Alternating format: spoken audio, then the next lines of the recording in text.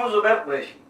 वक्त है बदलाव का नारा देने वाली भाजपा की सरकार और केंद्रीय संगठन में कहीं कोई बदलाव हुआ या नहीं, लेकिन इस नारे पर मध्य प्रदेश की पूरी भाजपा सरकार व संगठन पूरी तरह से चलती दिख रही है।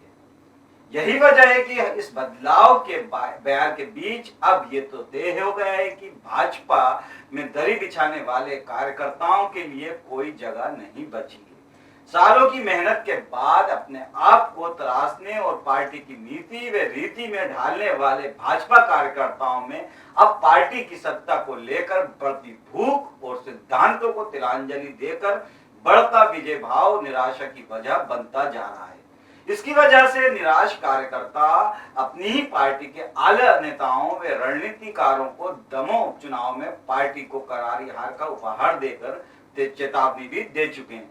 इसके बाद भी पार्टी में बाहरी नेताओं को बुलाकर उनके सिर पर ताज रखने का जो क्रम बना हुआ है वो लगातार जारी है। देखिए इसी पर नारद मुनि की ये रिपोर्ट। नई सुहागिनों से भाजपा में मची बेचैनी, भाजपा का टिकाऊ से ज्यादा बिकाऊ पर भरोसा, मुखर होने लगे हैं टिकाऊ भाजपाई। दरी बिछाने नारे लगाने वाले कार्यकर्ता भी असंतुष्ट। आम चुनाव में कहीं भारी ना पड़ जाए भाजपा की नई सुहागिनें।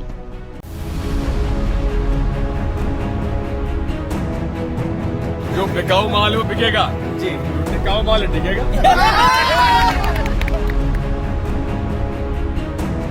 रोको, रोको, मामा पैसा डाल रहा है, मामा डालेगा।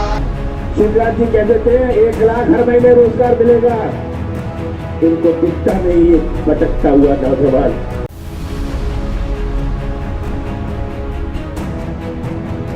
कांग्रेस से बीजेपी में आए नेताओं को लेकर अब तो ये कहा जा रहा है कि 2 साल बाद 2023 में होने वाले आम चुनाव में ये नई 27 सुहागिनें दर बिछाओ निष्ठावान और समर्पित कार्यकर्ताओं के लिए भारी दिक्कत देने वाली साबित होने वाली हैं। ये वो नई सुहागिन हैं जो बीते 1.5 साल में अपने दल को छोड़कर भाजपा में आई हैं और भाजपा में आने के बाद उनका नई बहू की तरह स्वागत करते हुए उन्हें सरकार के तमाम विभागों का न केवल मुखिया बनाया बल्कि उनके हाथों में सत्ता की अपने अपने इलाकों की तिजोरी भी सौंप दी है।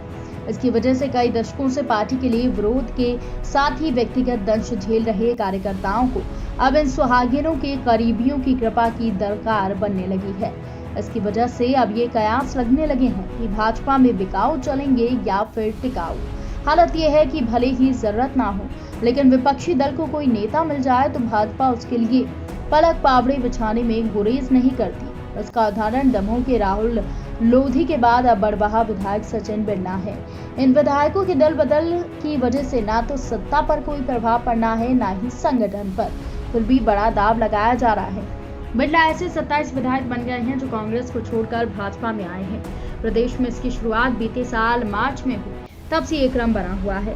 भाजपा को बिरला पर दांव ऐसे समय लगाना पड़ा है जब उनके संसदीय क्षेत्र खंडवा लोकसभा में उपचुनाव हो रहा है। बिरला के भाजपा में आने से भले ही भाजपा को इस सीट पर फायदा नजर आ रहा हो, लेकिन प्रदेश की भाजपा और सरकार को लेकर सवाल खड़े होना शुरू हो गए हैं। सरकार अगर अच्छा काम कर रही थी और संगठन ने बेहतर प्रत्याशी मैदान में उतारा था तो आखिर उसे कांग्रेस विधायक की जरूरत क्यों पड़ गई।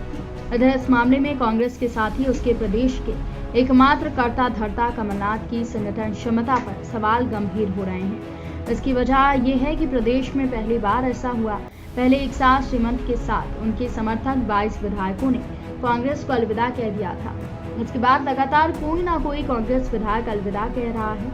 ये क्रम जारी है। यही वजह है कि विधानसभा चुनाव 2018 में 114 चुनाव जीतने वाली कांग्रेस के पास अब 94 विधायक ही रह गए हैं। कमलनाथ सरकार और कांग्रेस की कार्यप्रणाली से नाराज चल रहे जिन नेताओं ने कांग्रेस से इस्तीफा देकर भाजपा का दामन थामा है, उनमें गोविंद सिंह राजपूत, तुलसी सिलावट, प्रद्युमन सिंह तोमर, इमरती देवी, महेंद्र सिंह सिसोदिया, डॉक्टर प्रभुराम चौधरी, इंदल सिंह कंसाना, रघुराज सिंह कंसाना, गिरिराज दंडोतिया, कमलेश यादव, ओपीएस भदौरिया, रणवीर सिंह जाटव, मुन्ना लाल गोयल, रक्षा संतराम सिरोनिया, जसवंत जाटव, सुरेश धाकर, जजपाल सिंह जज्जी, ब्रजेंद्र सिंह यादव, साहू लाल सिंह, मनोज सिंह पटेल, राजवर्धन सिंह, हरदीप सिंह डंग, प्रद्युमन सिंह लोधी, सुमित्रा देवी, राहुल लोधी, नारायण पटेल और अब सचिन बिरला शामिल हैं।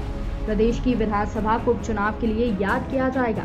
इस विधानसभा में अब तक 31 सीटों पर उपचुनाव हो चुके हैं। एक और सीट उपचुनाव होना लगभग तय माना जा रहा है। प्रदेश में इस विधानसभा का पहला उपचुनाव छिंदवाड़ा सीट से शुरू हुआ था। इस सीट के विधायक दीपक सक्सेना ने मुख्यमंत्री कमलनाथ के लिए इस्तीफा दे दिया था। इसके बाद दूसरा उपचुनाव भाजपा के गुमान सिंह डामोर के सांसद निर्वाचित होने के बाद झाबुआ विधायक पद से इस्तीफा देने की वजह से हुआ था। इसके बाद से प्रदेश में उपचुनाव की बाढ़ सी आ गई है। जिस तरह से भाजपा में आयातित लोगों को लाया जा रहा है और जिस तरह से उसकी वजह से भाजपा के कार्यकर्ताओं में तो ठीक बड़े नेताओं तक में असंतोष बढ़ना शुरू हो गया है। यही वजह है कि अब भाजपा के विधायक तक अपना विरोध सोशल मीडिया से लेकर सार्वजनिक रूप से करने में पीछे नहीं रह रहे हैं। पहले से नाराज चल रहा है विधायक अजय बिश्नोई, नारायण त्रिपाठी या वे राकेश गिरी के बाद इनमें पूर्व मंत्री कुसुम मेहदले और ध्रुव नारायण सिंह का नाम भी शामिल हो चुका है।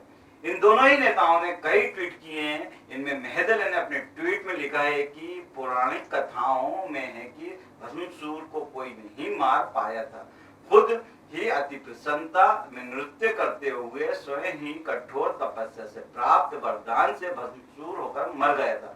उनके इस ट्वीट को अप्रत्यक्ष रूप से सत्ता व संगठन पर हमला भी माना जा रहा है।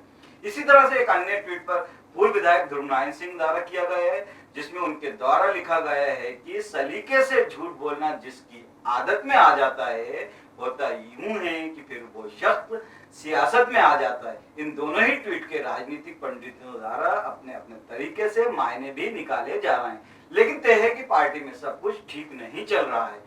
बहरहाल टिकाऊ की बजाय बिकाऊ पर दांव लगा रही भाजपा आने वाले चुनाव में अपने कार्यकर्ताओं को किस तरह संतुष्ट कर पाएगी, ये तो आने वाला वक्त ही बताएगा। फिलहाल मुझे दीजिए इजाजत और देखते रहिए नारद मुनि लाइव। जय हिंद।